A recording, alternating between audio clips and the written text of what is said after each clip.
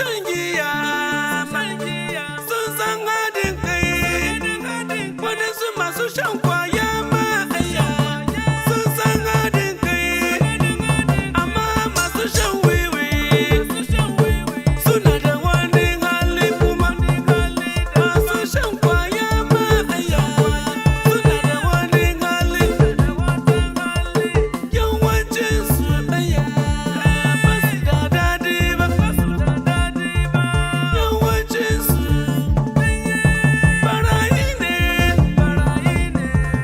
yawancinsu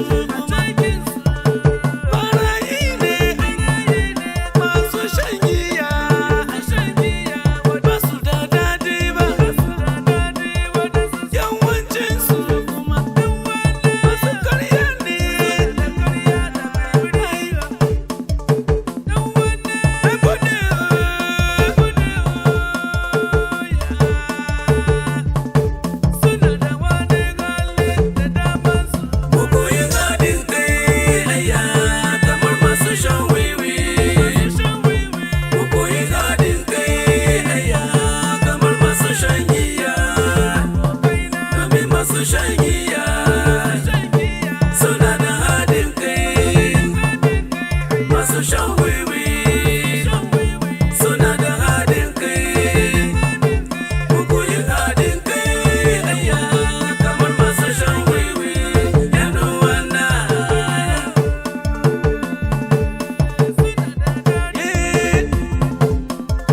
Shan fanta ba su haɗin kai ba, masu shan kunun zaki ba su san haɗin kai ba.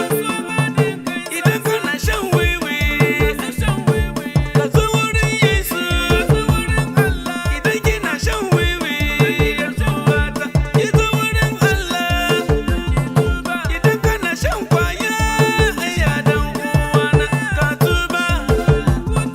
Idan kana shan giya dan uwana to ka tuba.